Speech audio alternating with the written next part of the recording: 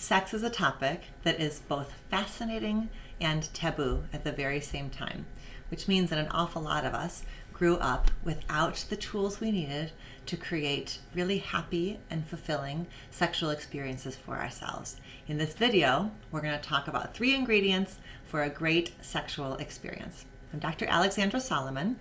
I'm a professor, couples therapist, and author, and I'm passionate about giving people the tools and insights they need to create happy and healthy, intimate relationships.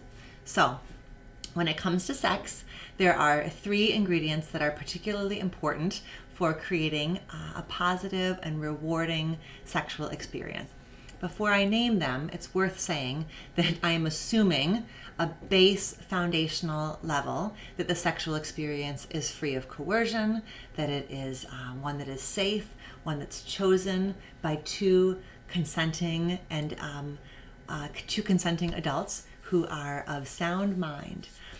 Taking that foundation of this being a consensual and mutually created, co-created experience, these are the 3 ingredients. 1, curiosity. 2, compassion. 3, connection.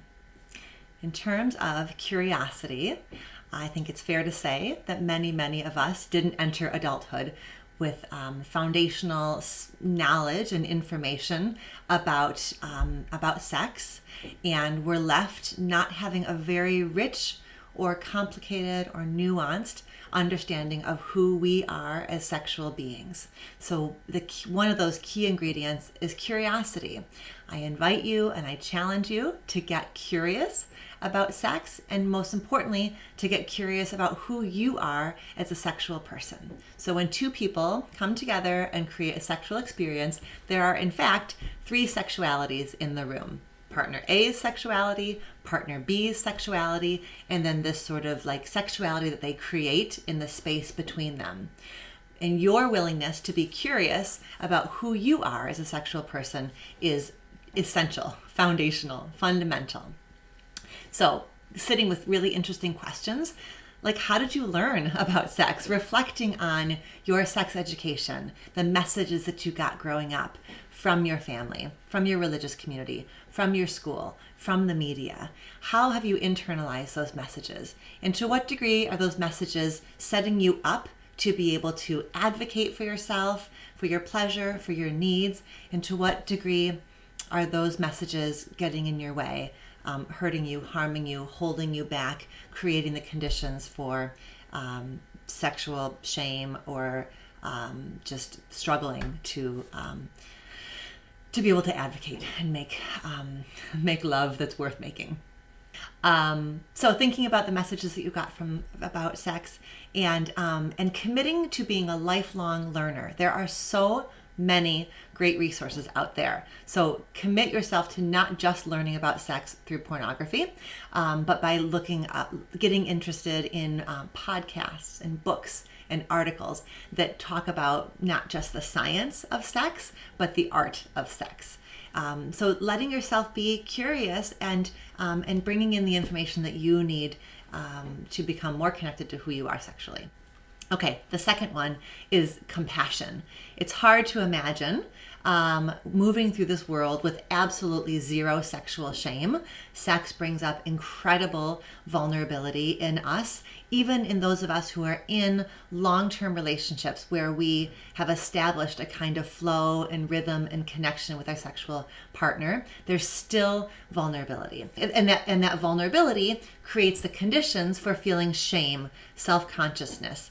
If you knew what I wanted sexually, could you still love me, admire me, respect me, for example? So whenever we are at risk of experiencing shame, we have to be willing to meet that bubble of shame with self-compassion. And so can we be forgiving and generous and compassionate with ourselves sexually? And of course, compassionate with our partners as well. So curiosity, compassion, and connection. Sex is a kind of physical connection, obviously, but a really key ingredient is having emotional connection for all kinds of reasons, one of which is that real life sex looks nothing like movie sex. stuff goes wrong. Sex gets interrupted. The sexual flow is not what it is that is not what we see on TV. And so it's that foundation of connection that allows us to laugh it off, get back in the groove, and keep going, and to see those risks and those twists and turns as fun and funny and interesting and curious, rather than shameful, embarrassing, exposing, revealing, dangerous. So that connection is what allows us to do something that is difficult, interesting, complicated, and where stuff can go wrong. And we can do that in a way that leaves us actually feeling more connected to each other rather than feeling more distant from each other. There you have it, brave love warrior. Great sexual experiences are built on a foundation of curiosity, compassion, and connection. For more on love, sex, and intimacy, watch the next video.